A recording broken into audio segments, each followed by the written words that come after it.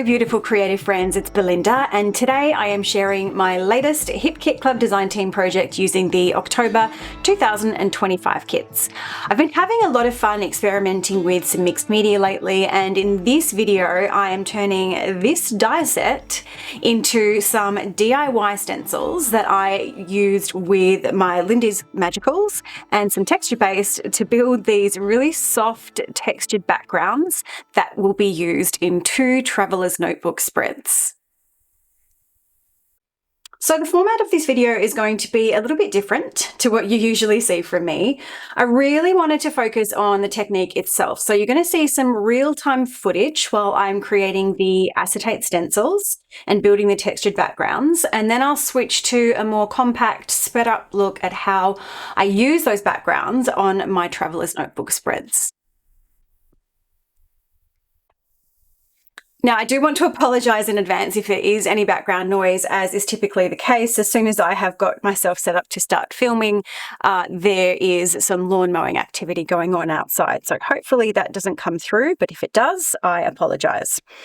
I'm going to create two different stencils, or two sets of stencils, to create two different backgrounds. This first one here is just going to be a single stencil. I am using some acetate, which I have cut down to be about the same size, or exactly the same size, as the Traveler's Notebook pages that I work in. And because I'm just using a single stencil, I wanted to use some of the leaves here. So this one is going to be fairly simple.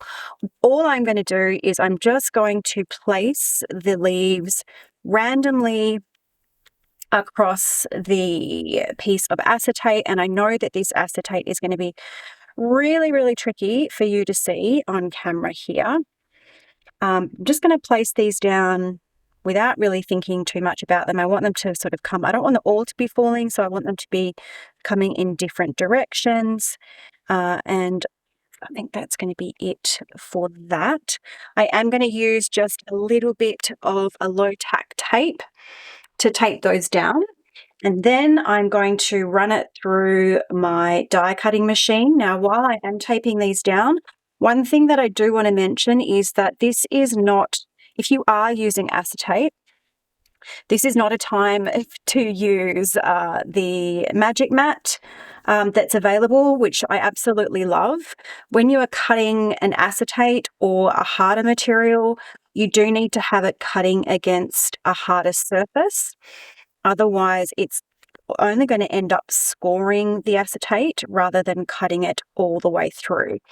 And this is going to need two passes. So because I want to repeat these leaves on the background, I'm going to run it through my die cutting machine once, remove those, replace them to fill the gaps, run it through again, and then I will do it again if I need to. So I am going to speed you up for this part of the process.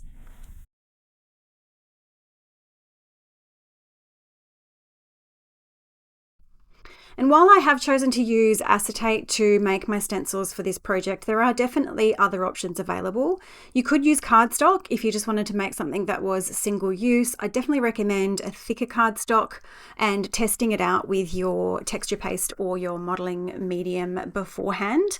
Some other ideas are laminating pouches that have just been run through a laminator empty, or even some plastic file divider sheets that you can trim down. They are a couple of other really inexpensive options for making some reusable stencils.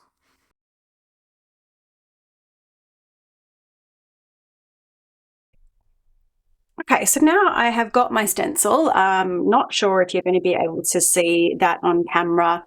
It's probably not too clear there, but I've not really worried a whole lot about covering the whole space because this is going to be a background, so it doesn't need to be completely filled.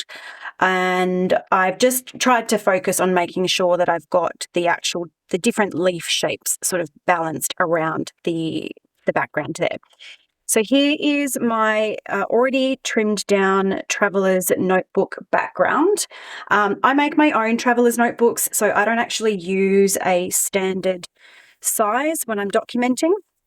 I work in a 4 point, each page is about 4.25 or 4¼ inches wide and 8 1/8 of an inch high.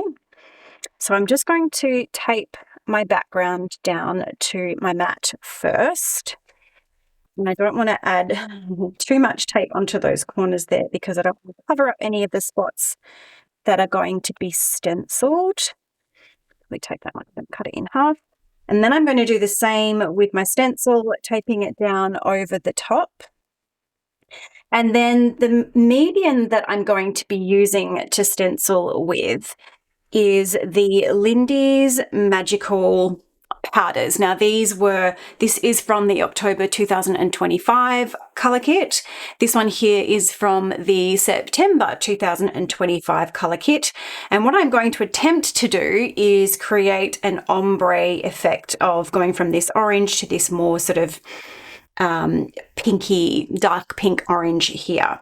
And to turn it into a stenciling medium, I've got some modeling paste. Now this is a light and fluffy modeling paste. I did do some testing before I started filming this, and I definitely found that for this kind of stenciling, the fluffier type of modeling paste works a lot better than the more liquid modeling paste that you can get. But if this is a technique that you are going to try, and I really hope that you do, my best suggestion would be to just do a little bit of testing with whatever you've got available before you actually make a start. Now, I have not tested the ombre effect, so I don't know how that is going to work out for me, but we're going to give it a go. So I will speed up this process once I get stuck into it, but basically it is as simple as popping some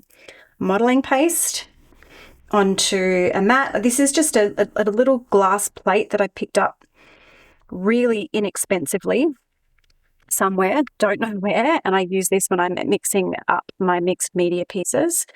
Then I'm going to take the Lindy's powder. This is the orange first. This is the Mango Mania from the September 2023 kits. I don't want it to be too dark. These are really, really pigmented. So I'm going to start off with less and then add more in if I need to. Just using my little pokey tool here to mix it around. And I'm happy with that color. If you want it more pigmented, you could add more of the powder to it. If you want it less pigmented, of course, you can add more powder. You can add more modeling paste or start off using less powder. So there's my orange to begin with. And then I'm going to make another little pile here with this is Past the Jam Jane. And that one there is from the October 2025 kits. I just want to clean everything off there before I get started. So doing the same thing here. I'm going to get myself a piece of a nice blob of this modeling paste. Because this one has got a little bit of a shaker on top of it, I don't need to use my little scoop. Again, I'm not going to add too much because I want to see how dark it comes out first, and then I can add more. Yeah, I think I'm happy with that. I don't actually want it to be, maybe I'll add a little bit more. Because these Lindy's Magicals are essentially a pigment powder, you can add them to any kind of wet medium and they will work at colouring those beautifully. Okay, so I'm happy with that colour there. Now I am going to make my attempt to do some ombre stenciling on this background here. And as you are about to see, I really have not put a great deal of thought into how I am approaching this. I'm just grabbing my little spatula and going for it. Just having a play and seeing how it turns out.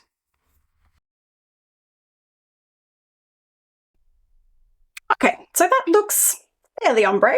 It's not perfect. But now for the best part, the big reveal. So I'm just going to gently pick up the bottom corner, pull away the tape that's holding the stenciling down. I've got a little bit of bleeding here, but otherwise, I think that's looking pretty good.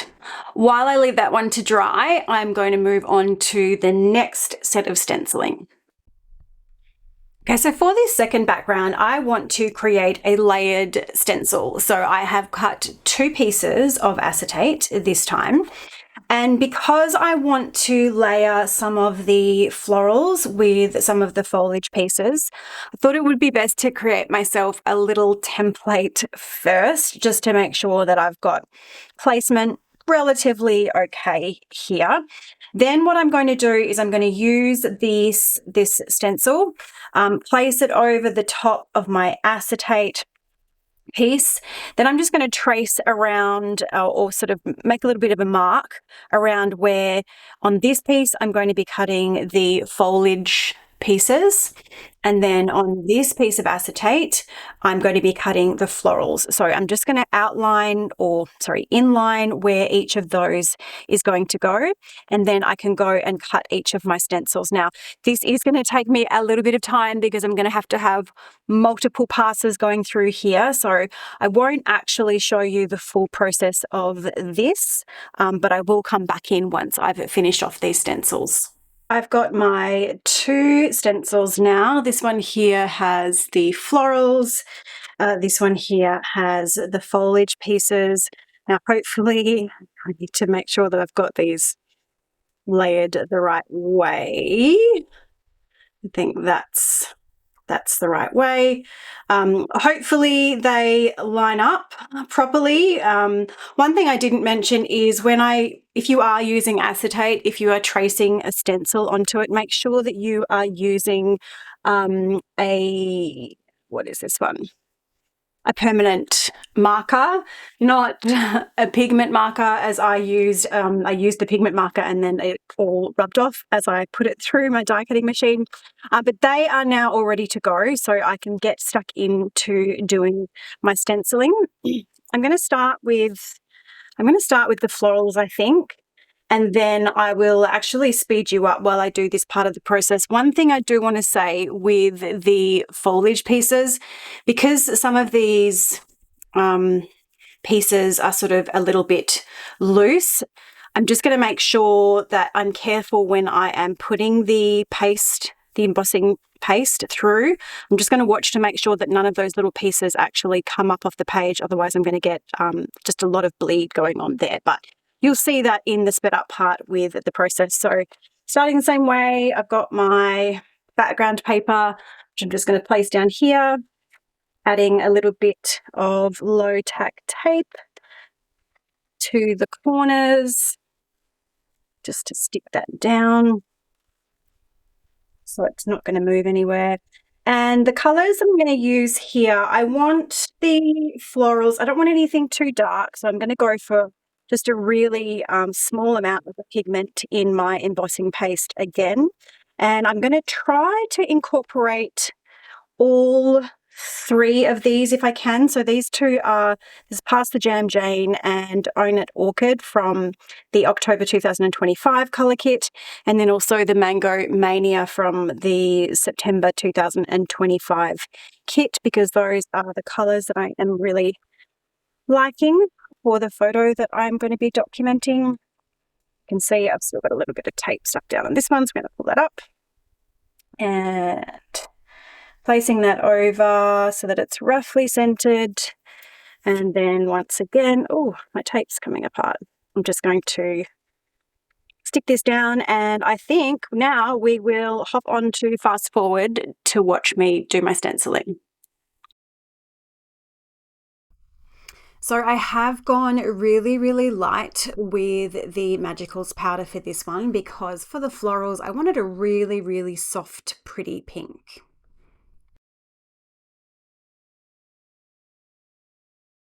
Those flowers have turned out just super, super well. I will just see if I can lift that up so that you can get a closer look. So pretty. There's no bleed through happening at all. I love that. So now I'm just going to need to leave that to dry a little bit before I go ahead and add my foliage stencil over the top. When I was getting the stencil ready for this one, I realized that some of the leaves were just a little bit too close together, and some of them must have shifted a little bit when I ran it through my die cutting machine. So to try and work around that, you can see that I have taped some of them off, and I will have, I think, 2 to 3 passes on this, although I don't keep the whole process in. The color here is another really soft orange, but I mixed some of the Mango Magic Lindy's Magical from the September kits with some of the Pass the Jam Jane Magicals from the October 2020-25 kits to get that really beautiful, it's got a really sort of almost like an ombre look to it once it ends up dry in the texture paste. I didn't actually come back and show you how those backgrounds looked all finished. I just wanted to get straight into creating my Traveler's Notebook spreads. As you can see, this is super sped up because I really did want the feature of this video to be on the mixed media technique. My approach to Traveler's Notebooks is pretty simple. Because they are a smaller format, there are far less design choices to make.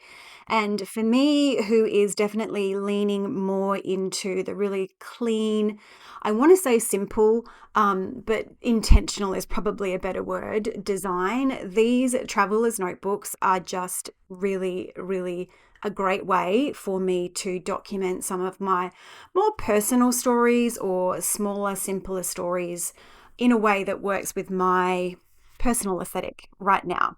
So you can see that for this page, I have used the stamp set from the Pocket Life kit. I've stamped out a whole bunch of sentiments, and then I'm just cutting those down to layer them up in different spots around the spread.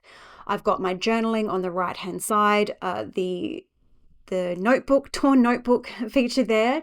That is from one of the die sets that was released in September 2025.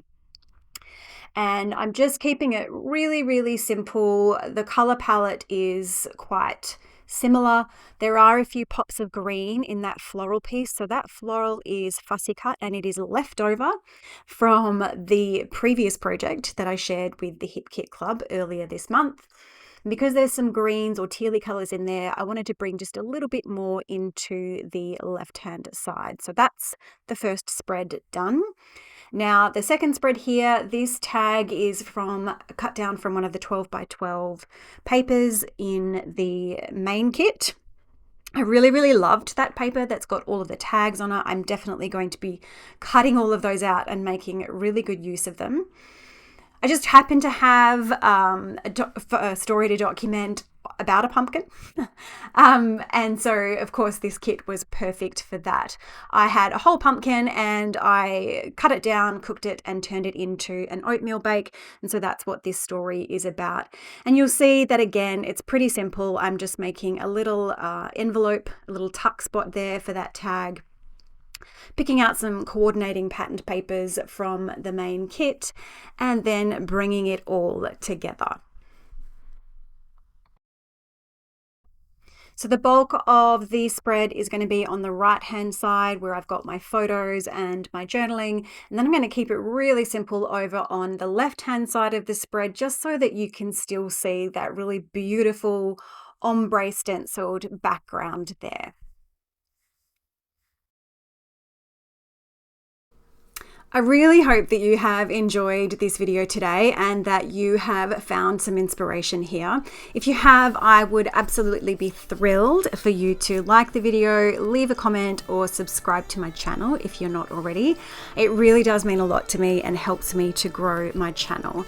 And of course, if you would like to explore the Hip Kit Club kits, you can use my code Belinda10 to save on your first order. And of course, subscribers get really great benefits like discounts on extra kits, bundled or bi-monthly shipping option, monthly project sheets, and access to all of our free cut files. But I will leave it there for now and say thank you so much for watching, and I hope you have a great day.